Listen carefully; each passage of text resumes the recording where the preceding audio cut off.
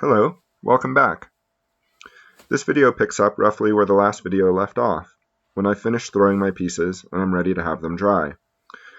These pieces are much too wet to be worked, but need to be dried slowly to avoid forming cracks and to hit the rather small sweet spot required for trimming. Because of this, we dry them under plastic. This helps me control how quickly the pieces dry. Another element of controlling drying speed involves turning the pieces upside down at some point after they've been drying for a brief period.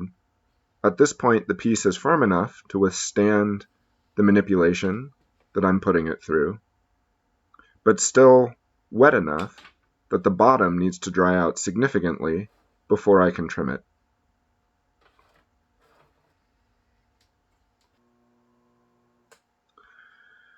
Once a piece has reached the correct dryness, I can trim a foot ring.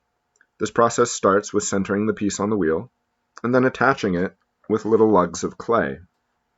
These lugs can be skipped, potentially, in the event the potter is trying to trim a short, wide object, like a bowl, which has a lower center of gravity and a tendency to want to stay centered on the wheel head.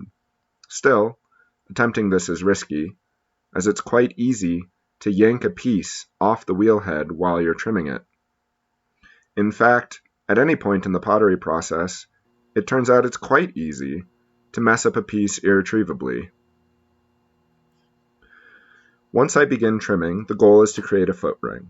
I'm going to do this by cleaning up the outer edge of the piece, and I'm going to be careful not to trim all the way through the clay, and yet still remove the correct amount of clay to end up with a piece whose weight seems to fit its profile.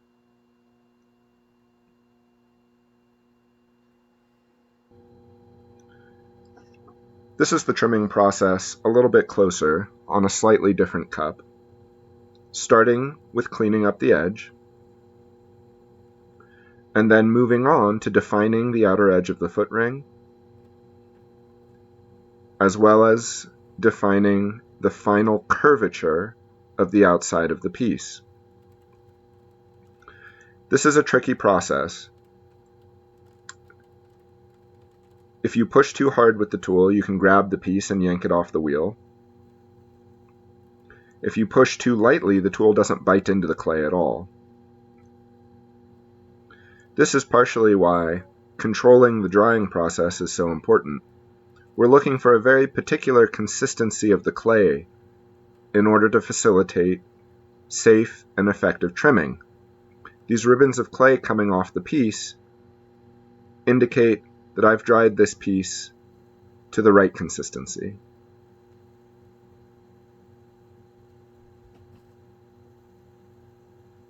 Here you can see me cleaning up the outer curvature of the piece to fit what I think makes sense with the profile that's going to remain once I'm finished trimming.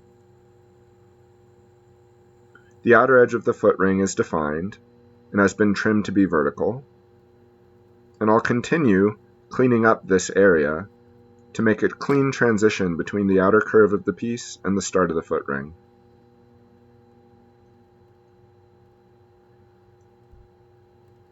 Once I've finished cleaning up the outside of the foot ring, I can move on to the inside. This process starts with defining a circle that's going to describe the inside edge of the foot ring.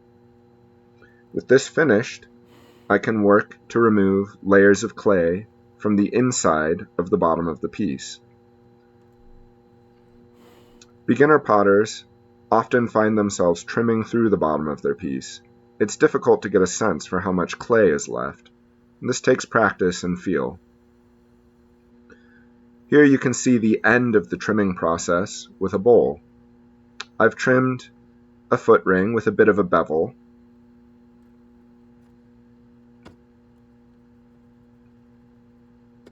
During this process, we have to work to manage the trimmings that are coming off of the piece.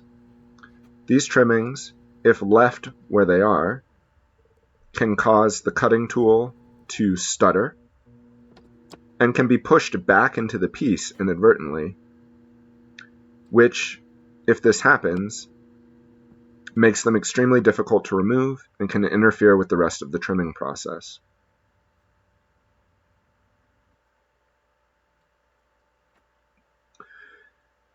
I generally make two kinds of mugs. I make mugs with handles, and I make mugs without handles. And I have a set of 3 or 4 patterns that I like to carve into the side of my mugs. Here I am showing the process of attaching a handle to a mug. The handle itself, which you can see on the bat, and you can see my cat Watson having some clean water next to me. The process creating the handle, well, no way around it. It just looks incredibly obscene, especially the first part.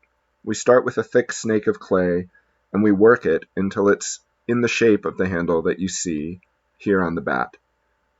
Because of how this process looks, I've chosen to omit it, but you can find other potters showing what it looks like to pull a handle.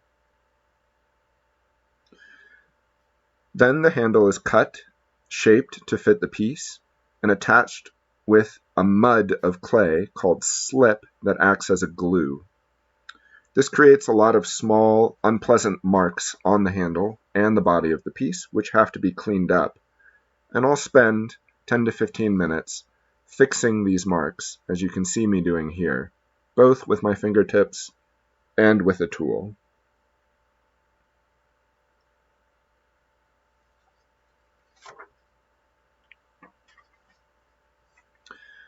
When we attach the handle and work on cleaning up the join, we have to be careful not to deform the still pliable cup. As I mentioned, there are several patterns that I like to carve into my pieces. Here, I'm faceting a cup that's going to be handleless. This causes interesting divots around the side of the piece into which glaze can flow and create patterns that otherwise wouldn't be present.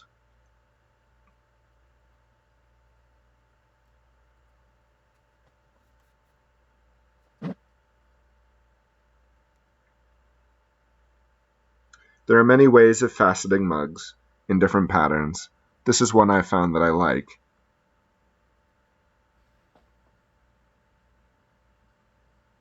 And here's what the finished product looks like.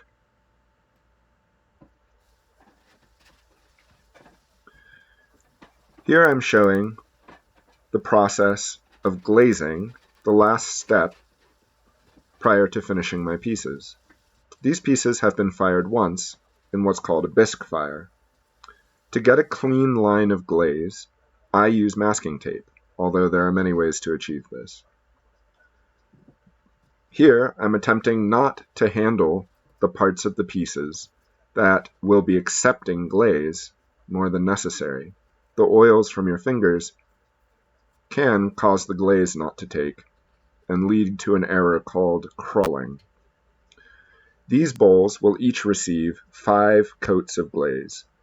This is a very time-consuming process that can easily take several hours, as each coat can only be applied once the previous coat has completely dried.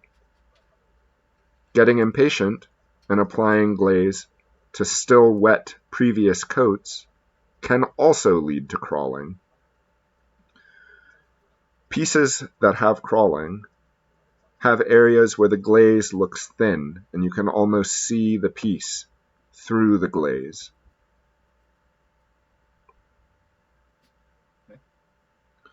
At some point, I may invest in dipping glazes, which is significantly faster than painting each coat of glaze by hand. But in doing so, I'd have to relearn all of my current glaze combinations, all the different ways I like to layer my current glazes. Given that it's taken a year or two to find a number of combinations I like and to achieve consistent results, the prospect of relearning all this using dipping glazes is somewhat daunting.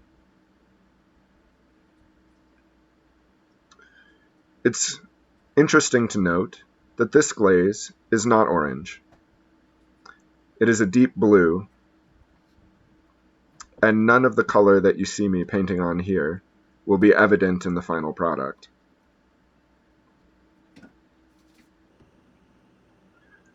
Once my coats of glaze are dry enough, I can peel the tape off, and as you can see, I end up with a clean line around the bottom of the piece.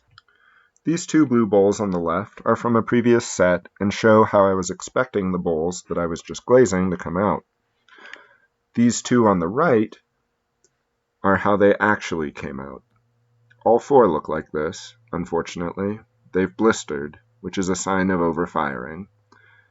A little disheartening to have a fail at the very end of the process, but it's well known that the pottery gods are fickle, and at any moment, you may not end up with the result you were expecting. All we can do is learn, move forward, and make some new ones, which I'll get started on soon. Thank you very much for watching.